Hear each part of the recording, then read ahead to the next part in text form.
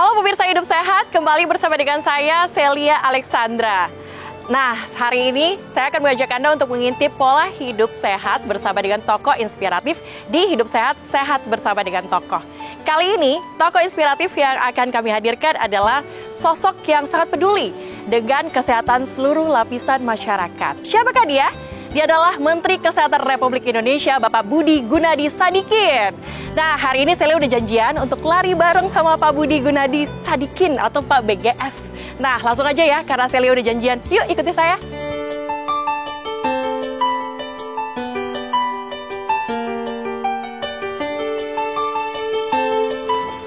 Halo Pak Menteri. Aduh, apa kabar? Waduh, kita udah mau siap lari sama Pak Menteri. Boleh langsung ya Pak ya? Boleh langsung. Saya udah stretching tadi sedikit. Udah sedikit ya? Sedikit aja Pak, nggak seperti Pak Menteri. Iya. Yuk kita sesuai lari. dengan BGS, hari ini kita harus Budi Gerak Sehat. Yuk langsung aja pemirsa. Tapi Bapak biasanya kalau larinya di sekitar rumah Pak? Sekitar rumah saja, biar bisa biar sehat. Saya jadi ikutan sehat nih kayak Pak Menteri nih. Seru ya Pak ya kadang-kadang kalau kayak gini. Seru kalau kata ini. Pak Menteri, saya lihat Instagram Pak Menteri itu suka lari. Sejak kapan sih Pak? Aduh, saya larinya sejak berapa ya? Mulainya waktu di Mandiri pernah ikut Mandiri Marathon, tapi nggak serius. Seriusnya begitu jadi Menkes, karena kita pengen hidup sehat ya. Mesti mendidik juga masyarakat biar hidup sehat. Nah, kita lari deh, karena murah. Tapi Pak Menteri, saya tuh kepo nih. Siapa sih yang pertama kali ngajak Pak Menteri untuk lari? Istri aku sih, karena istri saya tuh pernah ikut ITB Ultramarathon yang Jakarta Bandung. Walaupun beberapa sama teman-temannya ya, dia juga udah ikut half marathon. Jadi biasanya saya nonton aja nganterin. Akibatnya setelah saya lihat dia mau ikut yang full marathon kan, ya kita ikut nemenin. Tapi kalau seminggu berapa kali Pak Menteri lari kayak gini? Kita sekarang karena mempersiapkan buat acara maraton, kita sekarang 5 kali sih seminggu. 5 kali seminggu? Berapa banyak kok? Kira-kira kita ngejar targetnya 30-35 km per minggu.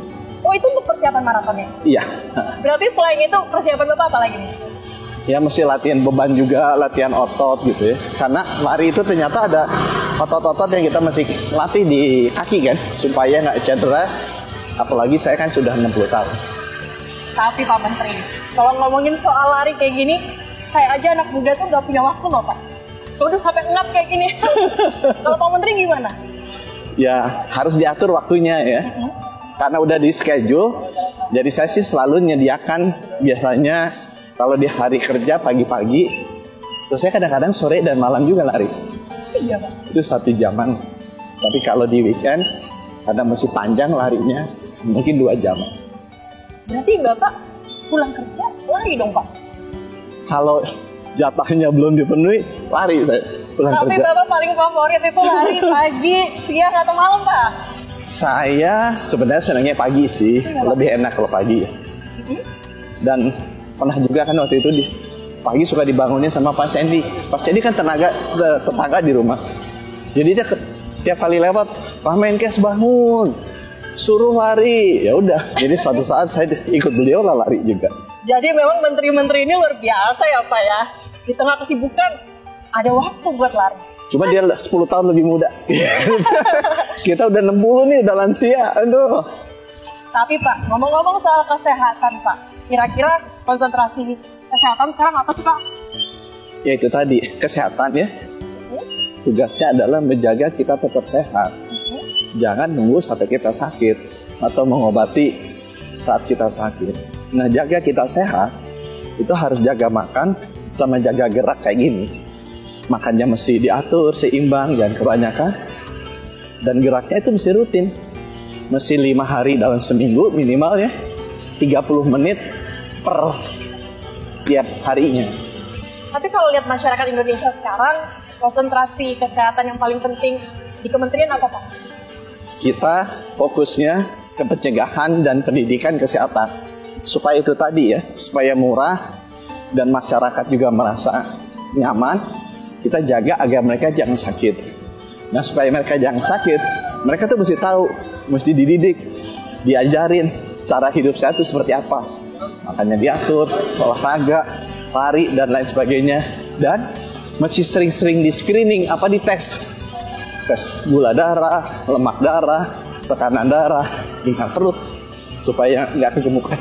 Berarti memang untuk pencegahan seperti tadi Bapak sampaikan, kemudian tes-tes seperti tadi, itu penting ya Pak? Penting sekali. Itu yang membuat kita tetap sehat, sehingga insya Allah tidak usah masuk rumah sakit dan tidak sakit. Waduh, pemirsa, ini kalau saya lari ikutin Pak Menteri terus kayak gini, bisa-bisa saya yang tumbang. Enggak juga, masih muda, usia sehat. Ini sebagai contoh pemirsa, bahwa Pak Menteri dan saya lebih sehat Pak Menteri daripada saya. Tetap di TV One, Hidup Sehat kembali untuk Anda. Nah pemirsa, masih di Hidup Sehat bersama dengan Menteri Kesehatan. Pak Menteri, saya kan lihat nih kerjaan Pak Menteri kayaknya banyak banget nih, workaholic banget nih Pak Menteri. Kemana-mana, setiap hari kalau saya ikutin Instagram Pak Menteri, setiap hari pindah-pindah kota nih, lari dan sebagainya. Pak Menteri, saya pengen tahu nih Pak, makan pola hidup sehat ala Bapak selain olahraga, yaitu makanannya seperti apa nih Pak? Jadi saya selain sebagai menteri itu bukan hanya workaholic, tapi juga eatoholic. Karena suka makan. Suka makan. Suka makan. Ya, Aduh, di depan saya ini udah ada makanan disuguhkan sama Pak Menteri langsung. Tapi ini apa ya Pak makanannya? Jadi saya tadi sampaikan kan bahwa memang kita harus hidup sehat. Kalau bisa jangan sampai sakit. Sehat itu gampang. Kita atur makan, kita atur gerak. Nah, atur makannya gimana? Makan itu nomor satu, nggak boleh berlebihan. Kalau saya di agama Islam dikasih tahu tuh ada ajarannya, sebelum kenyang mesti berhenti. Jadi contohnya, ini nasi kan, ngambilnya jangan segini, jangan berlebihan. Ngambilnya kalau saya segini. Wah, kalau saya kalau misalnya macam lebih muda bisa segini, kalau gitu kan. Satu tempat. Jangan sampai segini dulu, itu nggak boleh. Jadi nggak boleh berlebihan. Berarti harus secukupnya ya Cukupnya. Pak? Nomor 2, itu harus beragam, bervariasi. Jadi ada sayur. Ada sayur, ya. Misalnya ada proteinnya nih. Nih protein tuh ayam. Sop ayam. Atau ikan. Ini kita juga nih ikan tuh kan protein. Mesti ada buah. Ada buahnya kan? Papaya. Atau juga mau pisang. Nah, itu variasinya lengkap. Oke, di sini juga ada tempe nih Pak. Itu ketiga. Jadi selain jangan kebanyakan, atau ambilnya secukupnya gitu ya, ya positifnya. 2, harus beragam. Yang ketiga, cara masaknya juga mesti baik. Contoh, misalnya ini kan dibuat soto kan, dibuat sop kan, bukan digoreng. Jadi kalau orang bilang, Pak kita mesti makan gorengan, enggak. Indonesia tuh sotonya banyak banget. Mulai dari soto Betawi, soto Padang, soto Kudus, soto Makassar gitu ya, soto Banyumas banyak, atau soto daging, soto ikan, soto. Jadi di soto pun banyak makanan Indonesia yang enak-enak. Itu sehat sebenarnya. Itu jauh lebih sehat daripada digoreng dan rasanya enak. Saya kalau mana-mana datang ke Jogja pasti cari soto, ke Semarang soto pasti ada lah di masing-masing kota itu sotonya. Jadi itu pesan saya. 1, porsinya secukupnya. 2, variasinya. Dan yang ketiga, cara masaknya. Oke. Gitu. Tapi Pak Menteri, setiap hari Pak Menteri tuh seperti ini makannya tuh gimana nih Pak? Kadang-kadang ada yang nggak sehat juga. Boleh lah kasih gorengan tempe itu boleh. Asal jangan banyak-banyak gorengan semua. Goreng tempe, goreng ikan, goreng sayur gitu kan, goreng pepaya itu nggak boleh. Oke. Ya. Tapi Bapak biasanya kalau makan kan kita kan 3 hari sekali. Bapak biasanya tuh lebih fokus ke. Saya sekarang. Yang mana nih Pak? Dulu kan dibilangin harus sarapan. Ya. Tapi sekarang ilmunya intermittent fasting ya supaya dijaga. Apalagi kalau udah tua. Jadi kalau nggak ada janji paginya kita skip. Jadi misalnya makan malam terakhir jam berapa? Jam 6, apa jam 7, apa jam 8. Nah kita putar tuh, idealnya 18 jam kemudian baru makan, kalau enggak ya 16 jam kemudian kalau baru makan, kalau enggak 14 jam. Jadi sebenarnya tuh puasa yang di agama saya diajarin, itu sebenarnya bagus. Supaya kita nggak berlebihan juga asupan makanannya dan punya waktu lah untuk bisa mengatur metabolismenya lebih baik. Ya. Gitu. Waduh, boleh langsung disendok nggak sih Pak makanannya? Boleh. Ini tuh. Waduh, karena ini segini, ini boleh segini. Boleh segini.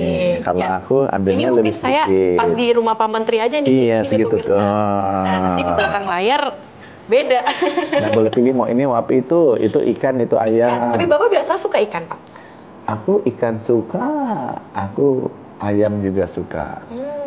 Yang kalau mau segala macam ayam, ada ayam goreng, ada ayam pop, ada ayam rica-rica, semuanya juga aku suka. Sama ikan juga gitu, ikan bakar, ikan mas goreng, ikan masak rica-rica, ikan manis pedas, semuanya suka. Oke, langsung kita sendok nih Pak. Boleh, silakan. Aduh, hari ini kita makan sehat ala Menteri. Jadi harus mengikuti bagaimana cara Pak Menteri makan hari ini. Kalau Pak Menteri nyuruhnya dikit aja. Iya, tapi makanya jangan hanya nasi aja. Oh iya, yang Pak. lain juga. Harus sama yang lain. Harus diimbangi ya Pak ya. Nah itu makanya aku makannya, ini porsi anak muda, jadi aku biasanya setengah, itu kecil-kecil. Kalau situ masih usia muda masih boleh lebih banyak. Saya mau nih tempenya. Aku sukanya sayurnya katanya suruh ada yang hijau sama ada yang merah. Oh ya gitu ya Pak? Nggak tahu sih saya ilmunya sebenarnya, tapi dibilang begitu. Tapi Bapak memang suka sayur atau memang karena concern sama kesehatan atau gimana Pak? Saya karena kebetulan setengah Jawa setengah Sunda, jadi orang Sunda kalau makan nggak pakai sayur bukan orang Sunda. Oke. Gitu, mesti ada lalapannya. Jadi orang Sunda ya Pak ya? Saya ini sebenarnya kurang suka Pak sama sayur, tapi kalau sama Pak Menteri saya jadi malu nih. Semua banyak wanita, anak saya waktu yang wanita tuh sudah juga makan sayur ya. Jadi selalu dipaksa sama ibunya, makan sayur gitu. Pak, saya kepo nih Pak sama keseharian Bapak di rumah sama keluarga, sama anak. Itu gimana Pak? Biasanya kalau makan bareng gitu-gitu. Bapak ada kekurangannya. Apa tuh Pak? Gak ada, udah jadi menteri, jadi waktu buat makan bareng sama keluarga udah kurang banget. Oke.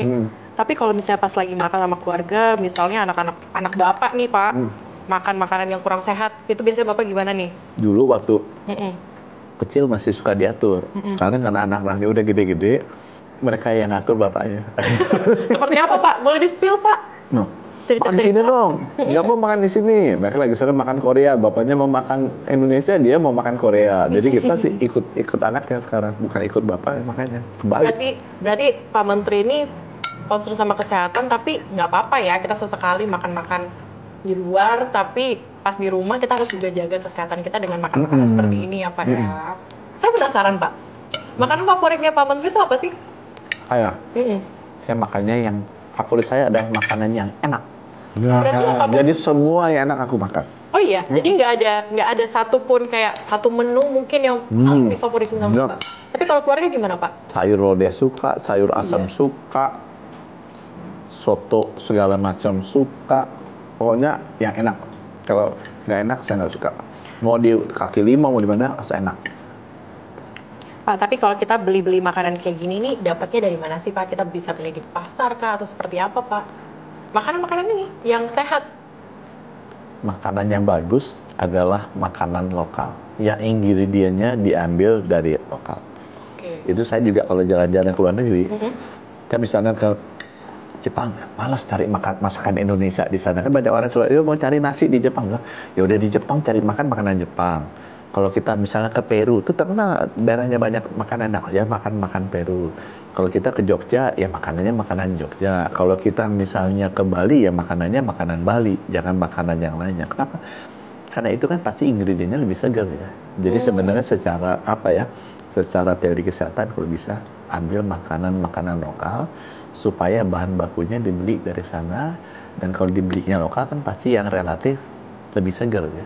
Oke Pak Menteri, ini sangat menarik karena pembahasan kita sangat menarik. Usai jeda kita akan kembali lagi pemirsa di Hidup Sehat.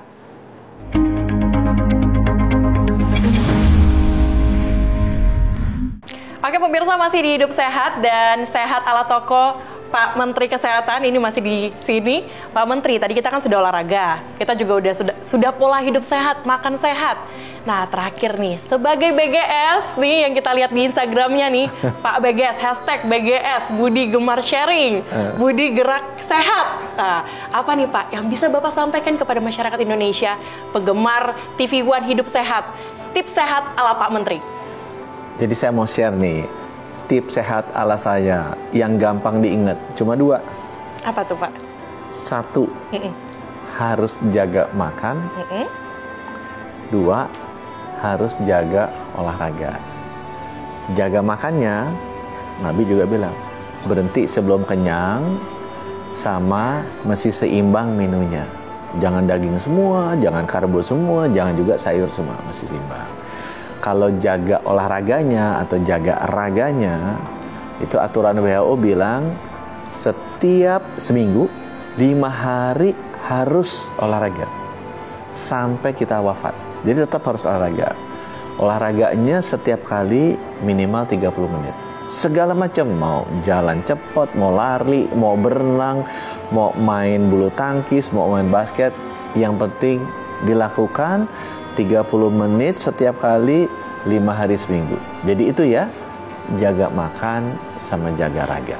Oke, Pak, tapi sedikit nih Pak, kalau misalnya masyarakat Indonesia yang nggak gemar olahraga, ini awal-awalnya harus mulai dari mana sih Pak?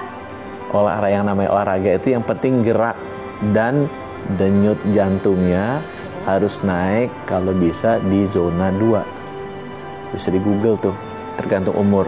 Kalau saya zona 2 jantungnya itu di atas 120 per menit denyut jantungnya tuh.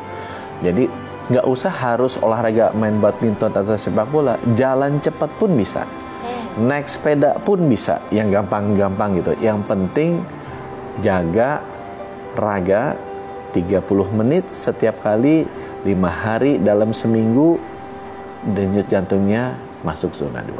Oke Pak Menteri, terima kasih banyak Pak Menteri. Hari ini tipsnya sangat luar biasa dan semoga masyarakat setelah mendengar harapan dari Pak Menteri ini, tips-tips dari Pak Menteri ini bisa sehat semuanya ya Pak Menteri, khususnya saya sendiri nih. Betul, kalau bisa sehat jadi nggak perlu masuk rumah sakit sampai kita wafat nanti gitu. Rumah sakitnya biar kosong ya? Kalau rumah sakitnya kosong artinya Menteri Kesehatannya berhasil memastikan masyarakatnya hidup sehat. Waduh, terima kasih Pak Menteri. Nah, tak terasa pemirsa TV One, kita sudah berbincang dengan Pak Menteri selama 30 menit Pak Menteri. Dan saksikan terus Hidup Sehat Senin sampai dengan Jumat 9.30 waktu Indonesia Barat hanya di Hidup Sehat TV One. Sampai jumpa.